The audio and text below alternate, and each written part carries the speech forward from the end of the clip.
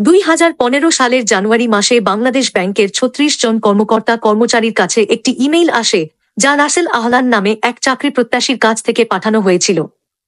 ইমেইলের সঙ্গে একটি সিভি এবং কভার লেটার সংযুক্ত ছিল। বাংলাদেশ ব্যাংকের 3 জন কর্মকর্তা সেই সিভিটি ডাউনলোড করে খুলে দেখেন এবং এর মধ্যেই লুকানো ভাইরাসটি তাদের কম্পিউটারে প্রবেশ করে। এই ভাইরাসটি মূলত একটি ম্যালিসিয়াস সফটওয়্যার বা ম্যালওয়্যার। সহজ ভাষায় বললে এটি একটি সফটওয়্যার প্রোগ্রাম যা সিস্টেমের স্বাভাবিক কার্যক্রমে বিঘ্ন সৃষ্টি করতে, গোপন তথ্য চুরি করতে এবং সুরক্ষিত কম্পিউটার নেটওয়ার্কে প্রবেশ করার জন্য ব্যবহার করা হয়।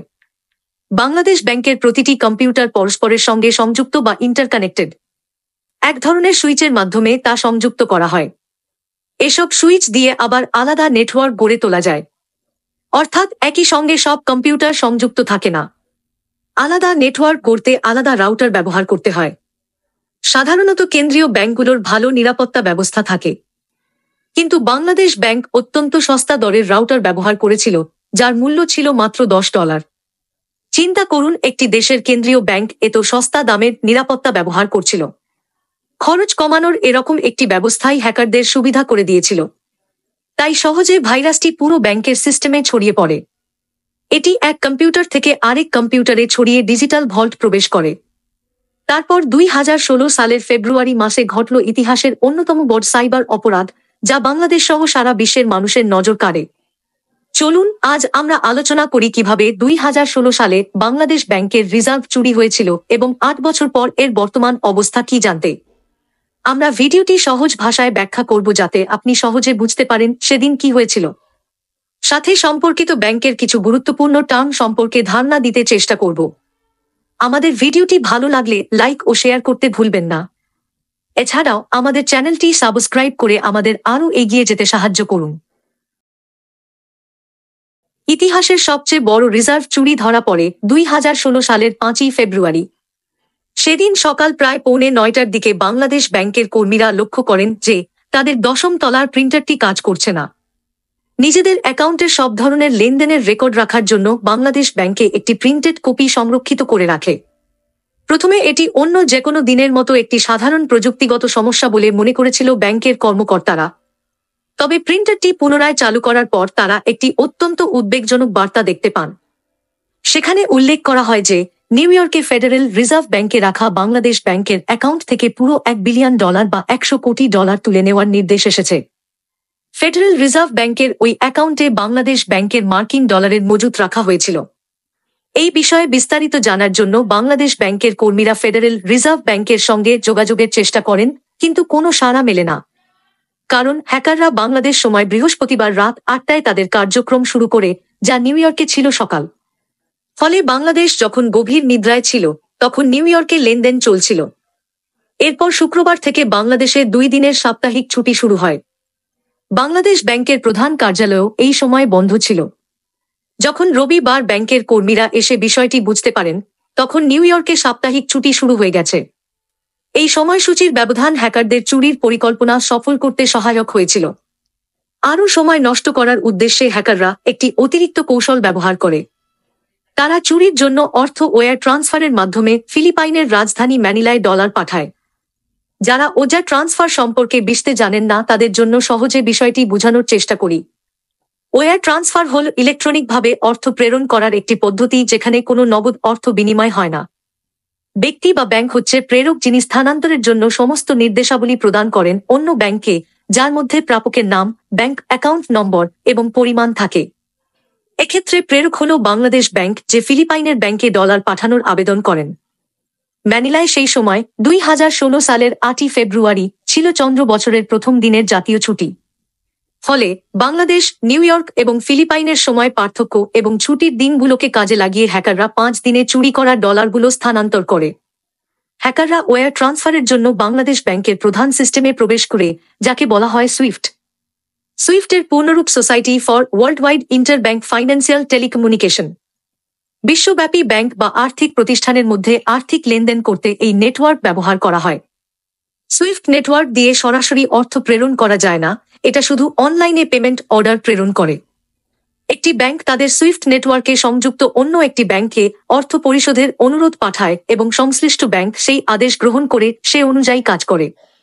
যুক্তরাষ্ট্রের ফেডারেল রিজার্ভ এবং ব্যাংক অফ ইংল্যান্ড সহ বিশ্বের বড় কেন্দ্রীয় ব্যাংকের সঙ্গে মিলে বেলজিয়ামের কেন্দ্রীয় bank National Bank of Belgium সুইফটের কাজকর্ম দেখাশোনা করে থাকে। হ্যাকাররা বাংলাদেশ ব্যাংকে সুইফট সিস্টেম দিয়ে ফেডারেল রিজার্ভ ব্যাংকে ফিলিপাইনের ব্যাংক আরসিবিসি ব্যাংকে ডলার স্থানান্তরের জন্য নির্দেশ পাঠায়, আর ফেডারেল রিজার্ভ ব্যাংক সেই অনুসারে ডলার স্থানান্তর শুরু করে। এই ব্যাংকে 8 কোটি ডলার স্থানান্তর করতে সক্ষম হয় হ্যাকাররা। আর 2 কোটি ডলার শ্রীলঙ্কার শালিকা ফাউন্ডেশন নামে একটি দাতব্য সংস্থার অ্যাকাউন্টে চলে যায়। হ্যাকাররা এই সংস্থাটিকে অর্থ পাচারের একটি মাধ্যম হিসেবে ব্যবহার করার পরিকল্পনা করেছিল, কিন্তু শ্রীলঙ্কায় যাওয়া 2 কোটি ডলার মাঝপথে আটকাতে পারে বাংলাদেশ ব্যাংক। কিন্তু আপনি কি জানেন কেন তারা বাকি 90 কোটি ডলার চুরি করতে ব্যর্থ হয়েছিল? কারণ স্থানান্তরের জন্য তারা আরসিবিসি ব্যাংকের জুপিটার শাখা ব্যবহার করেছিল, যা নিষেধাজ্ঞার তালিকায় থাকা ইরানের একটি জাহাজের নামের সঙ্গে মিলে যায়। ডলার স্থানান্তরের ঠিকানায় এই শব্দটি থাকার কারণে ফেডারেল রিজার্ভ ব্যাংকের স্বয়ংক্রিয় সিস্টেমে সতর্কবার্তা সক্রিয় হয়। ফলস্বরূপ লেনদেনের আদেশটি পর্যালোচনা করা হয় এবং বেশিরভাগ স্থানান্তর স্থগিত করা হয়। কিন্তু কেন হ্যাকাররা ম্যানিলার ওই ব্যাংকে ডলার স্থানান্তর করেছিল? ম্যানিলার প্রাণকেন্দ্রে অবস্থিত বিশাল সাদা পাথরের একটি বিল্ডিং, যার নাম সোলেয়ার, যার মধ্যে রয়েছে একটি হোটেল, থিয়েটার, দামি ব্র্যান্ডের দোকান এবং বিশাল একটি ক্যাসিনো। চীনে জুয়া খেলা নিষিদ্ধ থাকায় অনেক চীনা জুয়ারি ম্যানিলায় জুয়া খেলতে আসেন, তাই সোলেয়ার এশিয়ার অন্যতম অভিজাত ক্যাসিনোগুলোর একটি হিসেবে পরিচিত।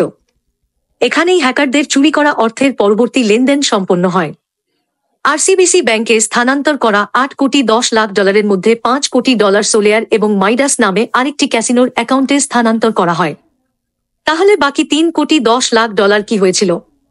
এই অর্থ সু ওয়েইকাঙ্গু নামে এক চীনা নাগরিকের কাছে হস্তান্তর করা হয়।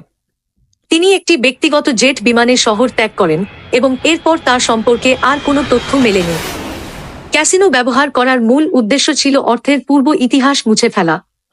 একবার চুরি করা অর্থ ক্যাসিনো চিপে রূপান্তরিত হয়ে জুয়ার টেবিলে ব্যবহার করা হলে এবং পরে তা আবার নগদ টাকায় রূপান্তরিত হলে সেই অর্থের গতিপথ খুঁজে বের করা তদন্তকারীদের জন্য প্রায় অসম্ভব হয়ে পড়ে। তাছাড়া প্রকাশ্যে না খেলে হ্যাকাররা ক্যাসিনোর প্রাইভেট রুম ভাড়া করে নিজেদের সহযোগীদের সঙ্গে জুয়ার টেবিলে বসত। এতে তারা পুরো কার্যক্রমের উপর পূর্ণ নিয়ন্ত্রণ রাখতে পারত। চুরি করা অর্থ দিয়ে তারা বাকারাহ নামে একটি সহজ তাস খেলার আয়োজন করেছিল, যা এশিয়ায় বিশেষত জনপ্রিয়। যারা সোলেয়ার ক্যাসিনোতে জুয়ার মাধ্যমে চুরি করা অর্থ সাদা করেছিলেন, তাদের মধ্যে অনেকেই ম্যাকাও থেকে এসেছিলেন। চুরি করা অর্থের একটি বড় অংশ চীনের এই ক্ষুদ্র ভূখণ্ডে স্থানান্তরিত হয় এবং সেখান থেকে উত্তর কোরিয়ায় নিয়ে যাওয়া হয়। বাংলাদেশ ব্যাংক কি কোন টাকাই ফেরত আনতে পারে নাই? বাংলাদেশ ব্যাংক চুরি হওয়া ডলারের অধিকাংশ অংশ ফেরত আনতে ব্যর্থ হয়। তবে মাইডাস ক্যাসিনোর মালিক কিম ওয়াংয়ের কাছ থেকে 1 কোটি 16 লাখ ডলার উদ্ধার করতে সক্ষম হয়। রিজার্ভ থেকে অর্থ চুরির ঘটনা একদিন পর জানলেও বাংলাদেশ ব্যাংক এটি 24 দিন গোপন রাখে। 33তম দিনে বাংলাদেশ ব্যাংক বিষয়টি তৎকালীন অর্থমন্ত্রীকে আনুষ্ঠানিকভাবে জানায়। কিন্তু আপনি কি জানেন বাংলাদেশ ব্যাংকের রিজার্ভ চুরির তদন্ত প্রতিবেদন এখনো জমা দেয়া হয়নি? বারবার এই মামলার প্রতিবেদন জমা দেওয়ার তারিখ পেছানো হয়েছে। সিআইডির অনুমান বাংলাদেশ ব্যাংকের অন্তত 13 জন কর্মকর্তার গাফিলতির জন্য এই চুরিটি হয়েছিল। চুরি হওয়া ডলার কি কোন দিন ফেরত আসবে?